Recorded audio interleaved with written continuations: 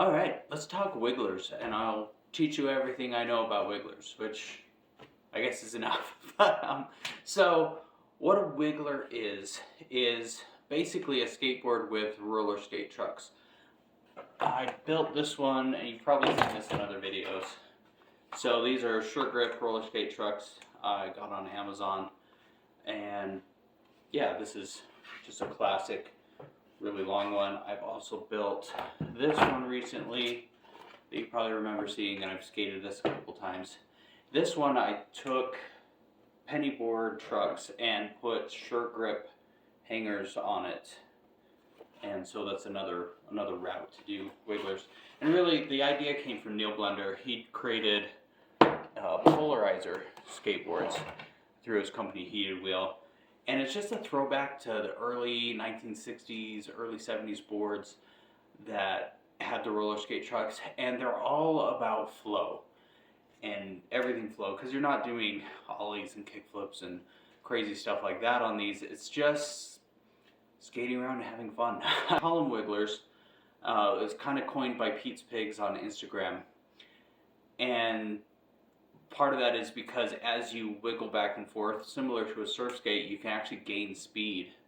And I have a friend of mine that really wants wigglers to take off more. He really enjoys them, and I'm kind of in the same vein. Like, I would love to see more people skate these because they are so much fun.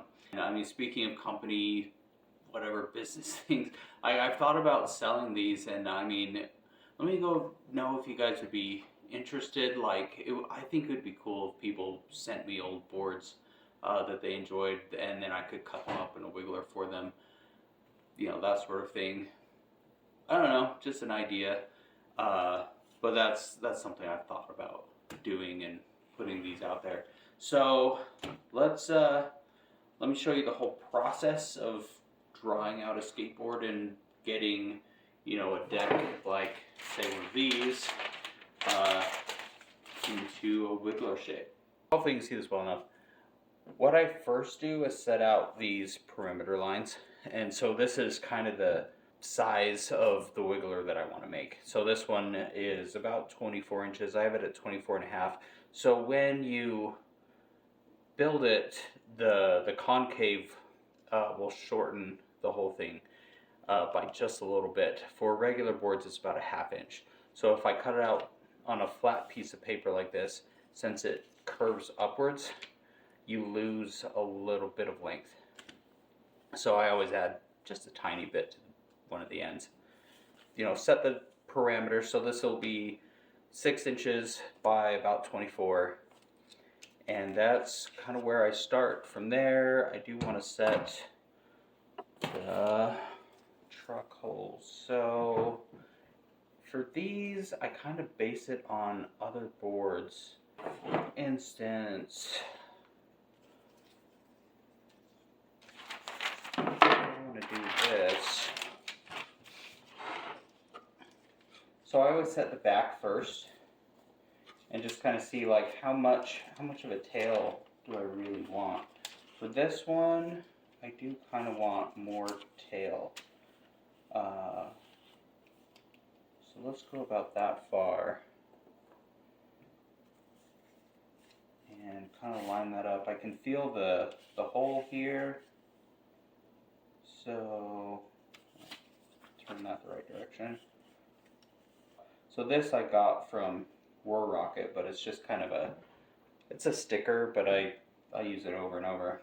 So I have the center line here, and then I can kind of draw where my truck bolts are going to go. So that's the first truck holes. That gives me plenty of space, and that's about 2, 3, 4, 5 inches or so of a tail. That's pretty good. Then the next thing I want to do is set the wheelbase.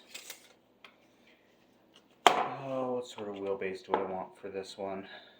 So my friend found he really likes the 9 3/4 wheelbase. So that would be about here. So when you measure wheelbase for standard boards, so it gets tricky, right? For standard boards, you're measuring from this truck hole to this truck hole. For wigglers, since we're using roller skate wheels, I very often measure from the axle to axle because it always varies. And even with standard boards, you know, your ventures are going to be different than your indies. They're going to be different than your aces when it comes to the axle length, since they all have standard base plates. It makes it a little bit easier to measure from the base plate nut to the next base plate nut. But really your axle length is going to differ depending on your trucks. So, but for this case, it's just easier to measure from the base plate to base plate. The longer you go, the more stability you're going to have. And like, so I kind of want to build a bowl one. And so for bowls, you definitely want a wider wheelbase. If you're cruising around and you really want that flowy feel, go for that shorter 9 3/4 or 10. So for this one, what if I go 13? Well, cut it back. I want a little bit of a nose, actually. Let's go to 12. So, and then I'm going to draw in those. Well, make sure my center line's good. Keep it nice and straight. That's what I like about this. It keeps it really square. Okay. So there is that. And that's a good place to start. So then I have these tools. And with these, I can kind of determine the shape that I want. So if I want a really rounded nose, I would use this tool. And you can see how that's just really round, which is, it's a fun shape. That's what I did for this one. You can kind of see, kind of like that.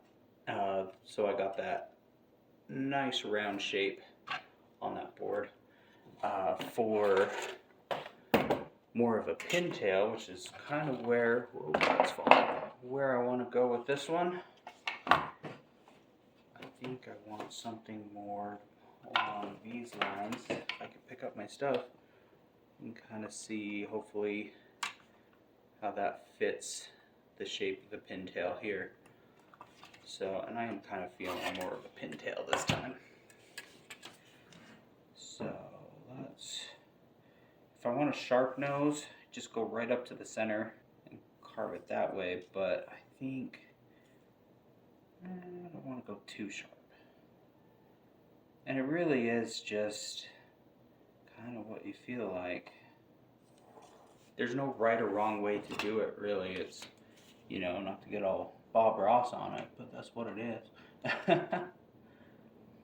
So I'm mainly concerned about one side of the board. So these are not going to be even. It's just more, I like to draw it on both sides so that I can get an idea of what it's going to look like. See, it's not pintail enough for me. It's it's too sharp, I think. So, and the good thing about this wrapping paper is it erases actually really well. So yeah, use wrapping paper. It's super cheap, and it has the inch marks on it already, so that makes it kind of nice to use.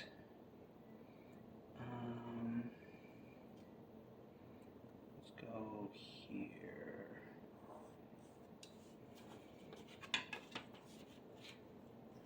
I try to do it the same way on this side.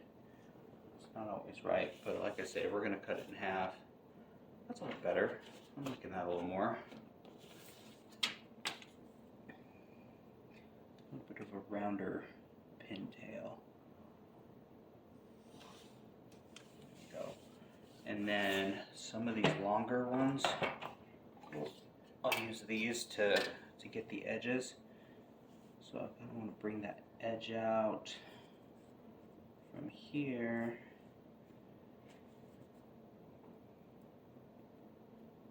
It's a little bit tricky. It's just kind of playing with it until it looks about right. So there, and bring that all the way out to the edge. I want the full 6 inches right here. Needs to there. Okay. Yeah, that's looking pretty good.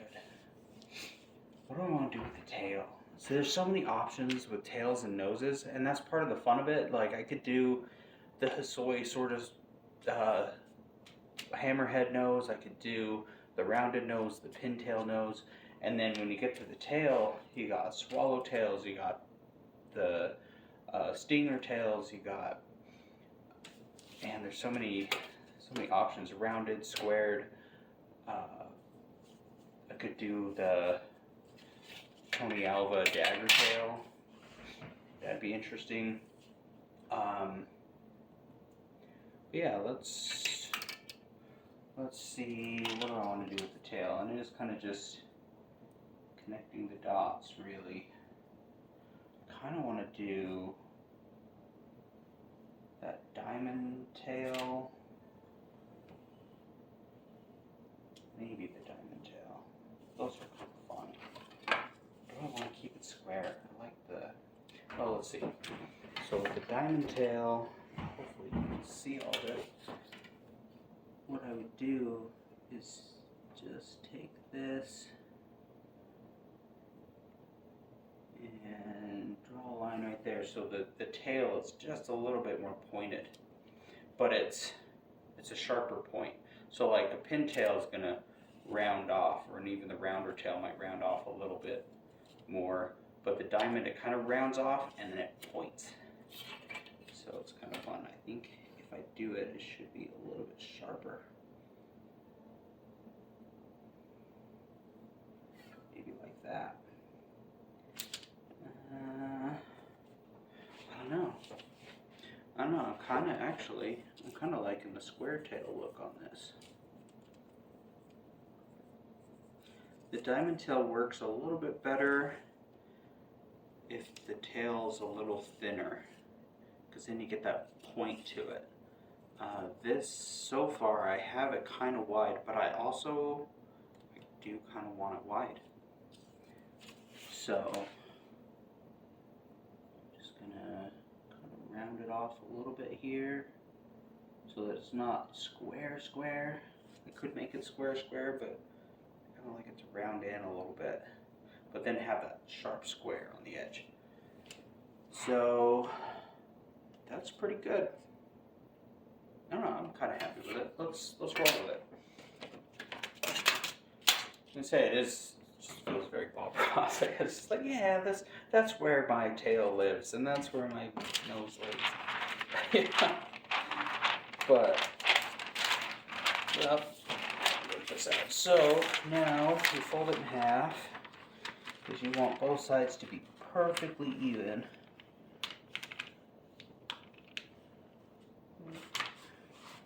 And I'm going to fold it right on that center line. And these years of practicing origami, I think I'd be a little better at this, but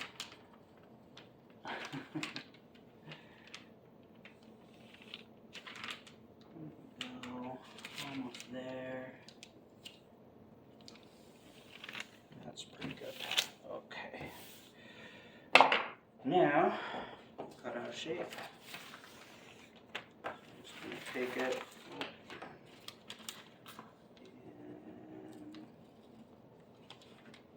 cut that shape out.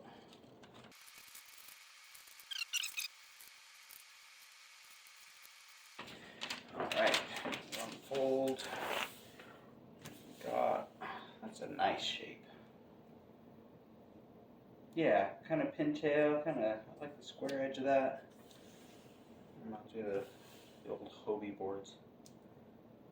That should be a good board. I like that.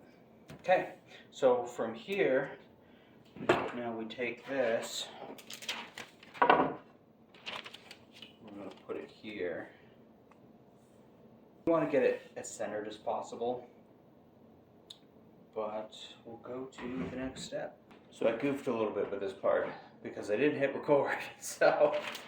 But I put this down, I put a little piece of tape on the top and bottom to keep it still. And then from there, took Sharpie and traced around the entire thing. So now I have this shape Sharpied on to the board. And from here it's ready to cut out. So we got our board and got one of these. And what we want to do is just cut along all of this. I try to keep it as flat to the board as possible as I go around. And, you know, it is kind of a struggle holding it, you know, kind of brace it up against different things. But, yeah, let's get cutting. And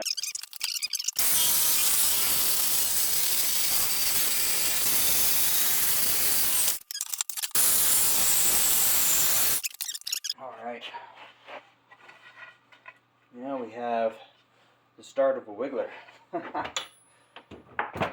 From here, I'm going to take one of these. This is a Sureform sander, and what I want to do is kind of scrape off the edges until I take off up to the black line. I cut pretty close to the black line, but some parts are a little bit high, so it's just kind of doing that until I get it nice and even. Everything looking just right. It's all sanded down, and what you'll notice, all the black lines are pretty well flush with the edges. So if I get out my paper kind of form here, it's pretty flush with the whole board, which means everything is nice and even and kind of where we want it to be. So at this point, I'm going to sand. Just take a hand sander, kind of hit the edges and smooth them out. I'm going to take the corners and round those off just a little bit. I'm going to use this tool, rocket edge thing. There's a name for it, and I can never remember the name. But it's just kind of this metal scraper. You go down like that, and it pulls off wood and smooths that out. So you want a nice rounded edge on the side of the whole board. And what it does, two things for you. One, it's smooth when you go to grab the board. You know, when you're holding the board, it's nice and smooth. And the other thing, so if you think of an egg shape, when a board runs into a wall or, you know, hits something, that rounded egg shape can take that impact, and it's not going to dent in as much as the flat surface will. So, not that it won't dent in at all, but it's going to take the impact a lot better than, you know, these surfaces. That's why most skateboards are rounded on the edges. So, we're going to do that. I'm thinking I'm going to sand off this whole graphic, and there's some dark wood underneath, it looks like. I kind of want to see what that looks like. If I don't like it, I'll paint over it. If I do, maybe we'll do something with it. So, we will get to sanding. This part, my little scraper thing, this is actually one of the more relaxing parts. So just taking it, scraping along the edge, taking off a little bit of the edge and rounding that side.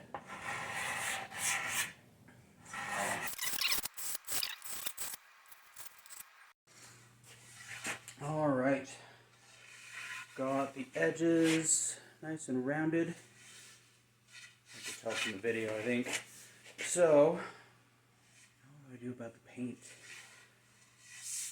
That's the part I have the hardest time with, to be honest. Like, it's kind of silly, but it's just a lot of options. I think what I'll first do is hit it with a clear coat and just see what this wood looks like. This is kind of my makeshift painting area. Just a box with a hole cut in it so paint doesn't go flying everywhere.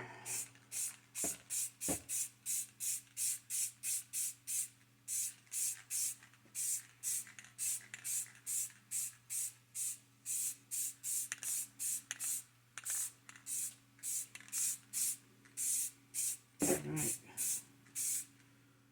I think I might let that dry for the night, but I'm not mad at it.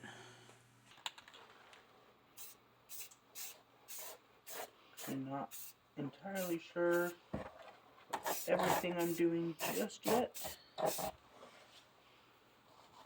I am probably not the best No, camera. I'm not going to do that left-handed. Yeah.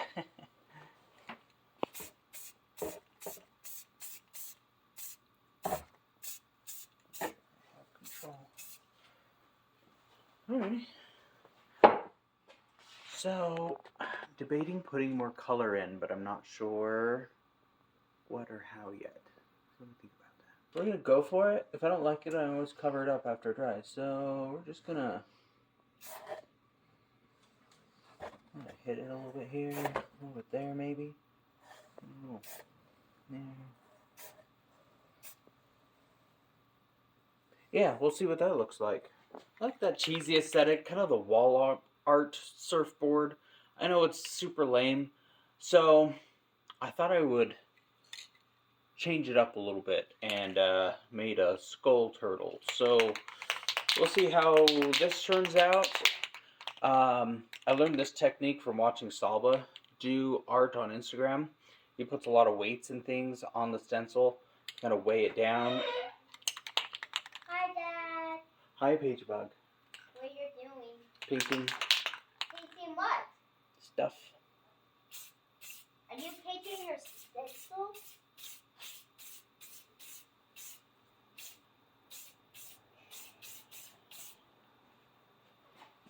There we go. Ooh, you got some wood. Good job. Ooh, I like how that turned out. Can I see? Can I see? Whoa, it's so cute. And there we have a finished board. I did hit it with one more clear coat. And threw the wheels on it. Really like how it turned out. I did drill some holes to lower the wheelbase. I'm going to try it with the longer wheelbase first, see how it skates and maybe bring it down. But overall, I'm super stoked with this board. I like how it turned out. So, thanks for watching. Keep shredding. Talk to you later.